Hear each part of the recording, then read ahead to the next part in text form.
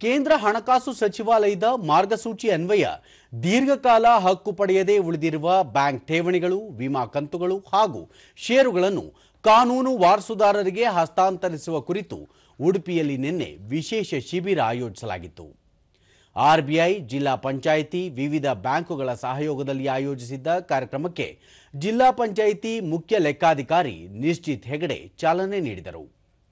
ಸಹಾಯಕ ಪ್ರಧಾನ ವ್ಯವಸ್ಥಾಪಕರಾದ Nisha Thakur, Canara bank ಉಪವ್ಯವಸ್ಥಾಪಕರಾದ Archana, lead ಬ್ಯಾಂಕ್ನ ವ್ಯವಸ್ಥಾಪಕ ಮಹದೇವಪ್ಪ, ಜಿಲ್ಲಾ ಪಂಚಾಯತ್ ಯೋಜನಾಧಿಕಾರಿ ವಿಜಯ್ ಕುಮಾರ್ ಸೇರಿದಂತೆ ಹಲವರು ಉಪಸ್ಥಿತರಿದ್ದರು.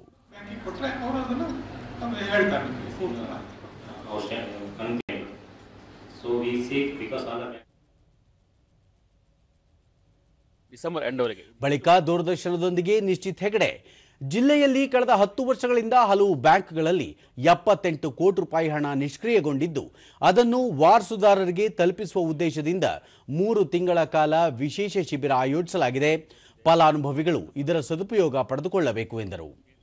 ಅಥವಾ ಬೇರೆ ಇರಬಹುದು, ಎಲ್ಲರಿಗೂ ಕೂಡ ಮಾಹಿತಿಯನ್ನು ತಿಳಿಸಿ ಆದಷ್ಟು ಬೇಗ ನಮ್ಗೆ ಡಿಸೆಂಬರ್ ಎಂಡ್ ಅಂತಲ್ಲ, ನವೆಂಬರ್ ಅಂತ ಒಳಗಾಗಿಯೇ ಎಲ್ಲ ಅಕೌಂಟ್ಗಳನ್ನು ಸಕ್ರಿಯ ಮಾಡಬೇಕಂತ ಎಲ್ಲರ ಹತ್ರ ನಾನು ಕೇಳಿಕೊಳ್ತೇನೆ. ಕೆನರಾ ಬ್ಯಾಂಕ್ ವಿಭಾಗೀಯ ವ್ಯವಸ್ಥಾಪಕರಾದ ಅರ್ಚನಾ, ಚಾಲ್ತಿಯಲ್ಲಿ ಇಲ್ಲದ 10 ವರ್ಷಕ್ಕೂ ಮೇಲ್ಪಟ್ಟ ಖಾತೆಗಳನ್ನು ನಿಷ್ಕ್ರಿಯ ಎಂದು ಪರಿಗಣಿಸಲಾಗುತ್ತದೆ. ಗ್ರಾಹಕರು ಕೆವೈಸಿ ದಾಖಲೆಗಳನ್ನು ನೀಡಿ ಖಾತೆಯನ್ನು ಪುನಶ್ಚೇತನಗೊಳಿಸಿ ಹಣ ವಾಪಸ್ ಪಡೆಯಬಹುದು ಎಂದು ಮಾಹಿತಿ ನೀಡಿದರು. ಗ್ರಾಹಕರು ತಮ್ಮ ಕೆವೈಸಿ ಡಾಕ್ಯುಮೆಂಟ್ ಅನ್ನು ಕೊಟ್ಟು ಅದನ್ನು ರಿಯಾಕ್ಟಿವೇಟ್ ಮಾಡಿ ಅಮೌಂಟ್ ಅನ್ನು ಖಾತೆಗೆ ಮರು ಪಡೆಯಬಹುದಾಗಿದೆ. ಇದರ ಸದುಪಯೋಗವನ್ನು ಎಲ್ಲರೂ ಸಹ ಪಡೆದುಕೊಳ್ಳಬೇಕು ಅಂತ ಈ ಮೂಲಕ ಕೇಳ್ಕೊಳ್ತಾ ಇದ್ದೇನೆ. ಗ್ರಾಹಕರಾದ ಇಮಿಲಿಯಾ ಕರ್ನೆಲಿಯೋ ತಮ್ಮ ತಾಯಿ ನಿಧನದ ಬಳಿಕ ಅವರ ಬ್ಯಾಂಕ್ ಖಾತೆ ನಿಷ್ಕ್ರಿಯಗೊಂಡಿತ್ತು. ಈ ಶಿಬಿರದಲ್ಲಿ ಭಾಗವಹಿಸಿ ಹಣ ಹಿಂಪಡೆಯುವ ಕುರಿತು ಮಾಹಿತಿ ಪಡೆದುಕೊಂಡಿದ್ದು ಇದರಿಂದ ಅನುಕೂಲವಾಗಿದೆ ಎಂದು ಹೇಳಿದರು. ಅಲ್ಲಿ ಅವರು ತೀರಿ ಹೋಗಿ 4 ವರ್ಷ ಆಯಿತು.